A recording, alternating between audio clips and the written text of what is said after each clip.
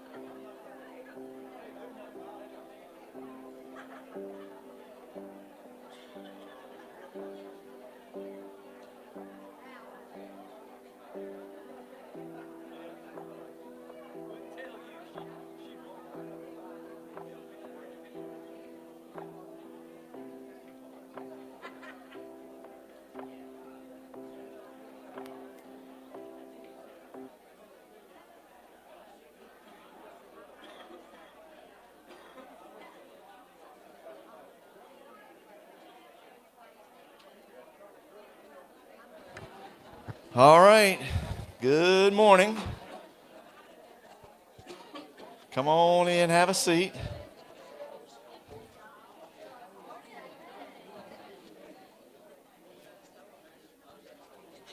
It's good to see everybody.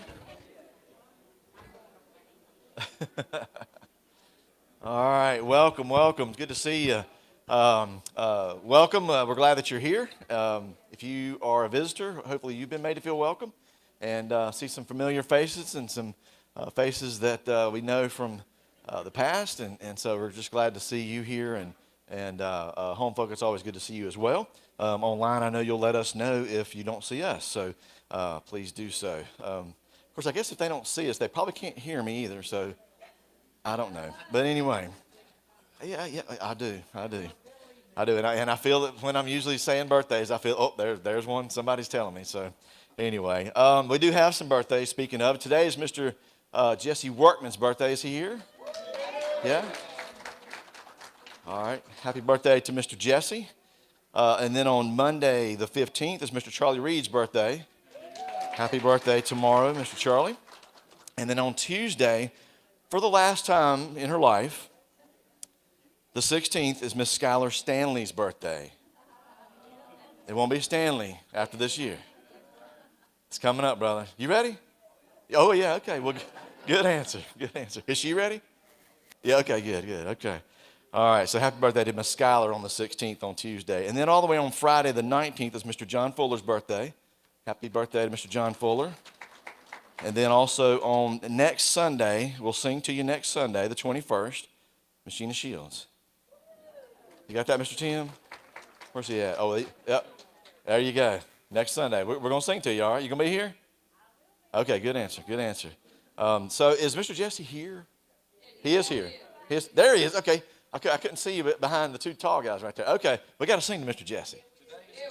Today exactly is his birthday. Go. Happy birthday.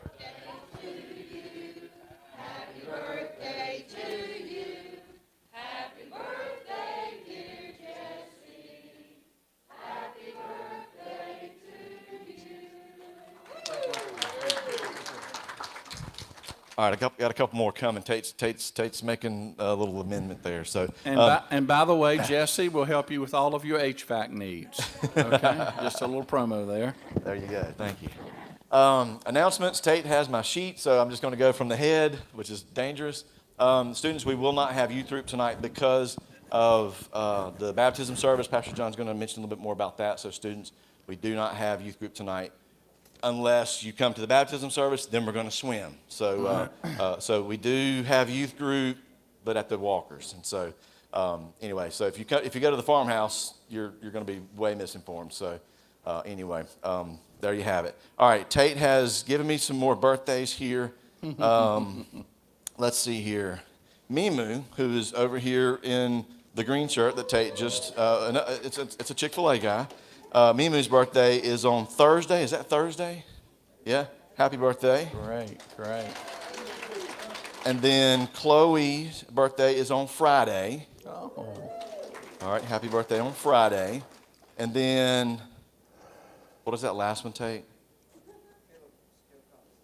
Caleb Cox's birthday is on Sunday, next Sunday. Oh. Okay. All right. Now we've got it. So we're going to sing to you. Sing to him you too as well. So, all right. Thank you, Tate, for getting me updated on those, and I will put that in my list.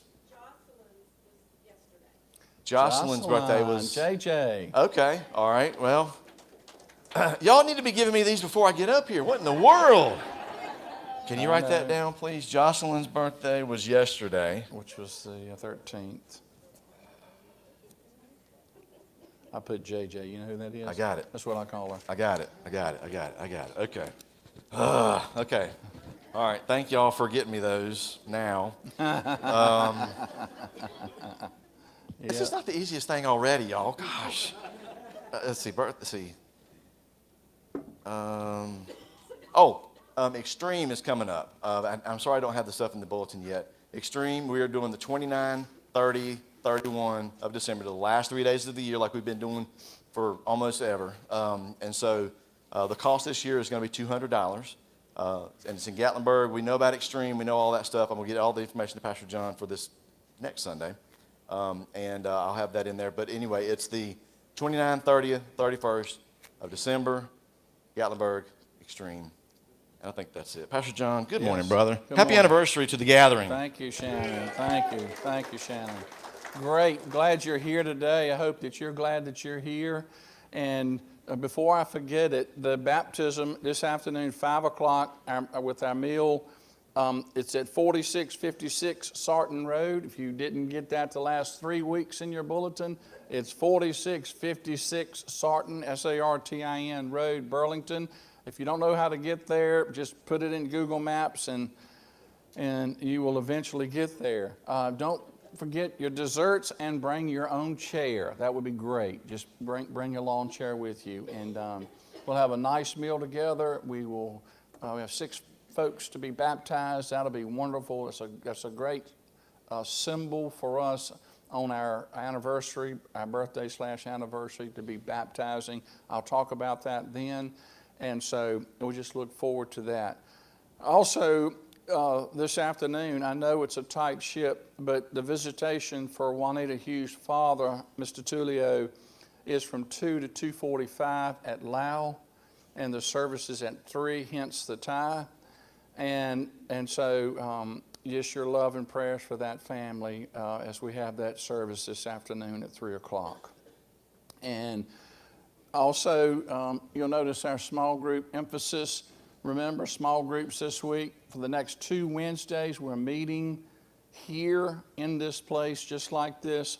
And I'm sorry that I have the discrepancy in the dates and stuff like that drive you crazy.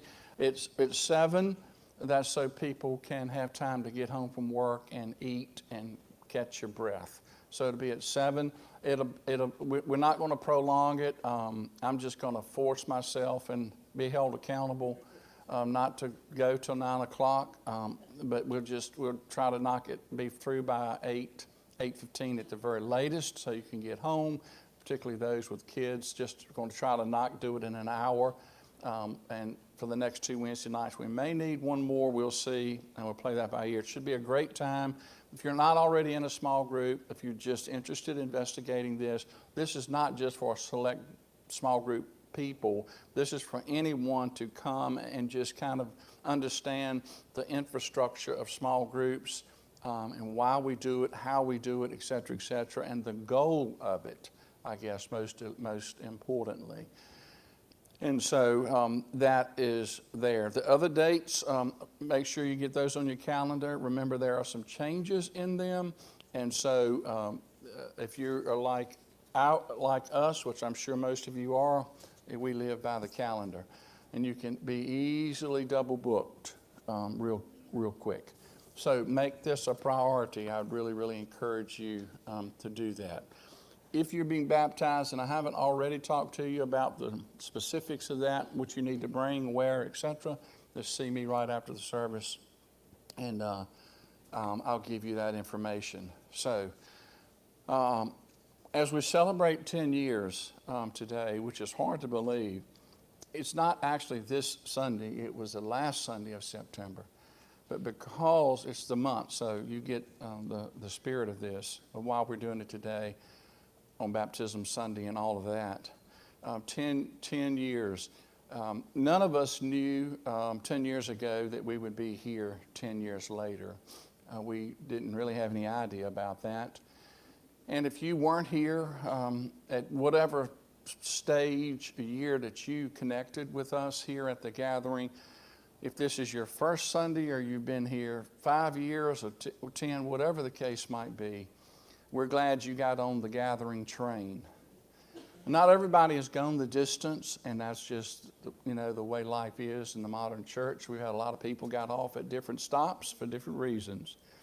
But we're always grateful for those who get on and want to stay on, and we appreciate that. And thank you for your faithfulness to Shannon and to myself. For allowing us to serve in the capacity that we serve. And I want to thank you for your faithfulness to this body, because God shows one of the ways God shows His faithfulness is through faithful people. and we mirror his faithfulness to us. And so you have been faithful in so many ways through thick and thin, and that does not go unnoticed, and that's what makes us, I think, in one sense, a unique body of Christ. So it is a milestone, and it is worthy of our celebration, and mostly not just celebration, but gratitude and thanksgiving. And I will say a little more about that later on in the service. Before we worship this morning, though, I want to just say a little something about the events of this week. As we gather here this week, some of us, if I'm not sure how many of you are in the know, with a range of emotions because of the tragedies of this week. I won't say her name right, but you'll know what I mean. Irina Saruska was the young Ukrainian girl stabbed to death innocently there in Charlotte just in the last week and a half, lost her life. And unfortunately, a lot of us wish we hadn't actually seen it. We saw that Charlie Kirk, this young man right here, was assassinated on Wednesday at an event on the college in Utah, college campus. If you don't know who Charlie Kirk is and you don't follow him, and maybe this is news to you, then there is plenty of information that you can gather. You can find out for yourself. You can go on YouTube. You can watch. But it vividly demonstrates the battle between good and evil and light and darkness. It is the fruit of a culture that devalues life beginning in the womb and mocks everything sacred and pure and celebrates everything evil and vile. Charlie was 31 years old with a wife and 2 young children. He founded Turning Point when he was 18 years old after dropping out of college in his parents' garage in 2012. It began as a grassroots movement that has grown literally around the world. 1,000 employees of Turning Point in Arizona and chapters all over college campuses, and they have grown since his death on Wednesday exponentially. His primary goal for Turning Point was to connect with college students, that younger generation. From his own experience, and that's why he dropped out, he believed that our universities had long moved from the primary task of education to indoctrination, teaching our young people to hate America, to hate the institution of the family, to hate capitalism, to hate Christians, the family, morality, truth, and to oppose anyone who may disagree with them, up to and including violence and death. He was unique. He had a gift from God. He wanted to connect with them and challenge them right where they were and tell them about an alternative. If you've never watched him on a college campus, then you have surely missed out. Go to YouTube and watch 1,000 videos of his time on campus engaging with young college students, trying to find their way, and he was trying to help them to do that. He became one of the most recognizable names in America, especially for the younger generation. And this morning, as we heard even on the news this morning, there have been young people all over the nation because of his devout Christianity and his faith. He was always front and center in his life and unashamedly. Just minutes before he was murdered Wednesday, he had spoke of his faith in Jesus Christ, and within seconds he was killed. Today, there are young people all over the nation who went to church for the first time. They wanted to honor his memory. I watched an otherwise agnostic or even an atheist perhaps on one of our late night shows this week who openly admitted that he liked Charlie, but he didn't agree with his teachings. He didn't follow him. He never liked anyone that put God in a sentence. He went on to describe, after seeing him murdered on Wednesday, the difference that Charlie's message and his faith and the impact that it had had on him. I believe we will see him come to faith as a result of this. Many of you maybe saw his widow, this young, beautiful woman, speak on Friday night. You can go to YouTube or Fox News and watch that about what would happen to this Turning Point outreach. His legacy and his influence is profound, and it cannot be measured. For some of us that have a little age on us and some gray hair, let me put it to you like this. For the younger generation, the martyrdom of Charlie Kirk was what you would remember when JFK was murdered. That's an event that you remember what you were doing, and you've never forgotten it. The same will be for Charlie.